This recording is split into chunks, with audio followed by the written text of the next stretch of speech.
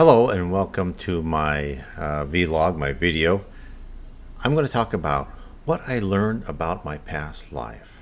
Now, I've talked before in other videos about one of my first messages I got from the spirit realm, and they told me I had failed time and time again. They called failed and failed again in my previous life because I wanted treasure over helping people. I was selfish and prideful, and I took money from people instead of being in charge of organizations and helping people.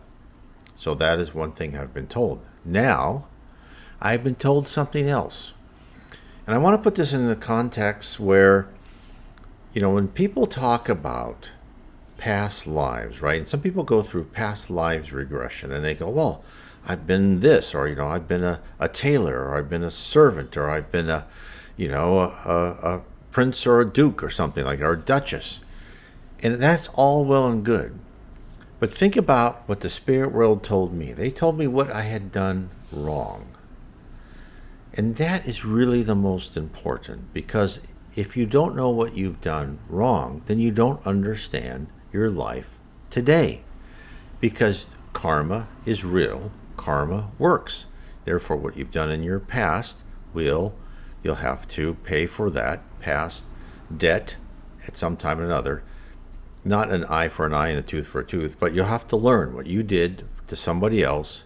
It would be done to you in some probably lesser form for you to learn not to do that again, to reform your character.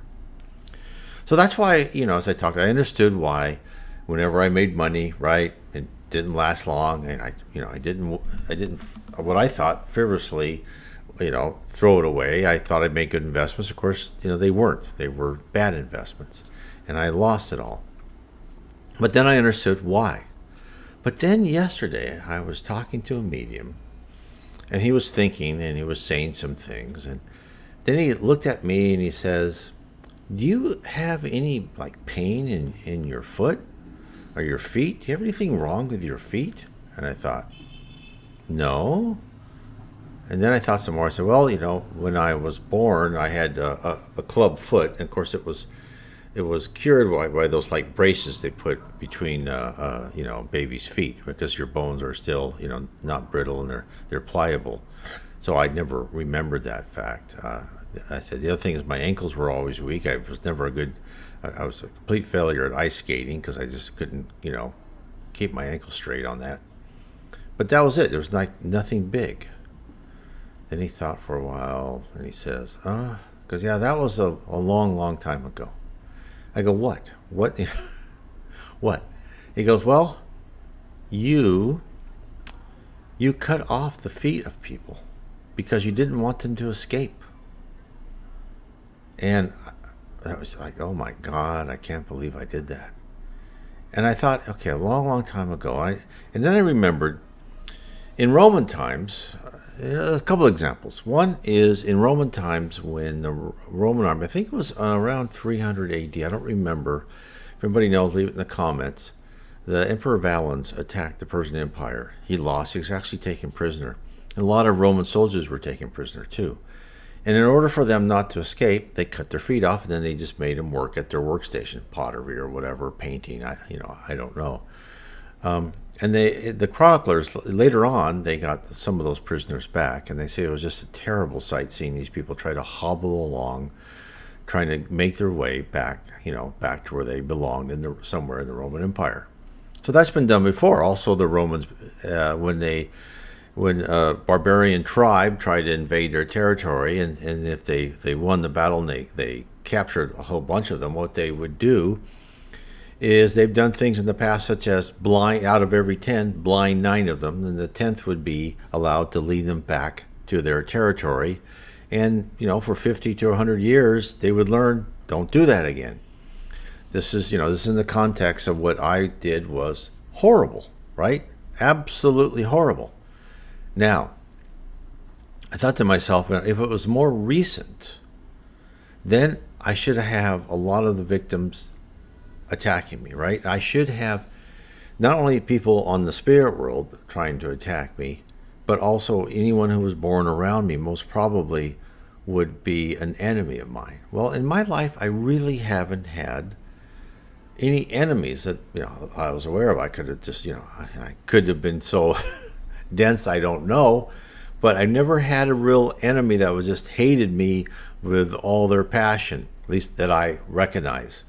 And I never had any real mental problems or depression where, and usually that happens where spirits are just trying to influence you and trying to bring you down and make your life miserable.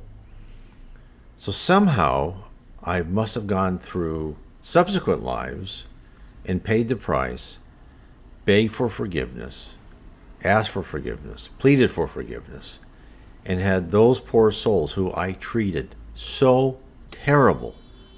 I tortured them, right? Cut their feet off. That was horrible. I mean, who knows what else I did? That's probably just the tip of the iceberg of what I did.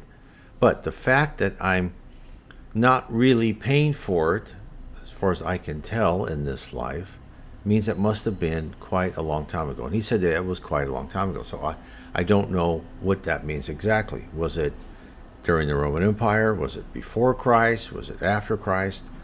I am not sure.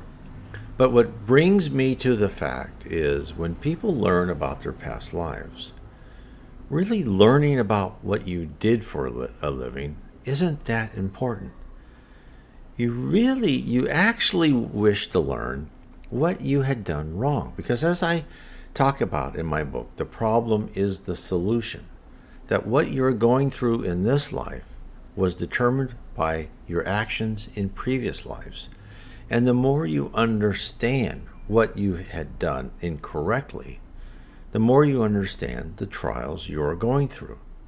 Therefore, doing past life regression, if you do that, ask, okay, tell me all the terrible things I did. Can you give me a chronological order, maybe a time frame? Then you can figure out for yourself why you're going through the trials you're going through. It will all make sense. It will, this puzzle will come together and you go, now I understand why my brother or my sister hates me or someone else, said this to me or my business partner, stole all the money and bankrupted me. And it's probably because in a previous life you did the same to him or somebody else, right? So these are the things that you should really be interested in, is determine what your state of karma is.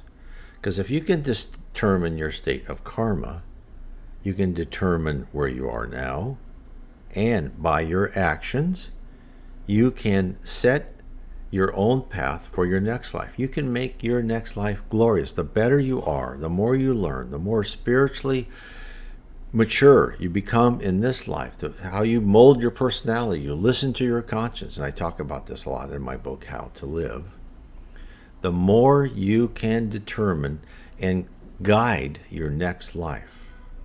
So I hope this is interesting. It was very interesting to me, interesting and disappointing, because I know I've done the wrong things, but to hear exactly what I did, it's like, oh my heavens, and I just kind of saw a picture of me doing that. It was just horrible. It reminds me of the story that they had of this one woman. It was in a book, Spiritual Wisdom, Missives of Hope by Chico Xavier and Herculano Perez, and how this one woman was bedridden her whole life. And the fact was that she was a very high noble, I don't know, I think she was a queen. And what the spirit said about her is that there was no better friend to her friends and no worse enemy to her enemies. And that if anyone crossed her, boy, did she just take them off at their knees. And what that means way back when, that could mean torture, could mean killing them and their whole family, innocent children.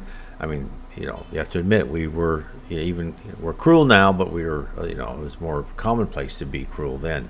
So she had asked, she'd spent some subsequent lives, but she never felt she paid off her debt. Then she wanted to pay off the debt in a very serious manner. And this was her choice. So I must have gone through not very good lives, horrible lives. I'm sure I was maybe been born with no feet, maybe. or unable to walk or something. But I'm here and I'm through it, and I have survived, right? And this, again, if you are in a truly horrific life, right? If you are in pain, or if you're bedridden, if you're disabled in a certain way, know that this is just a momentary time. Now, it's easier for me to say than for you to live it, and I understand that, and I apologize for even saying it, but this will all pass. In your next life, you'll have that debt paid off. Your next life will be better. Try and maintain a good attitude. Learn from your pain. Learn from the curriculum given to you, and you will be much better off. And hopefully you'll never make the mistakes that I made. Anyway, I want to say God bless everybody, and I hope this helps everybody in their quest to understand their past lives and where they are today.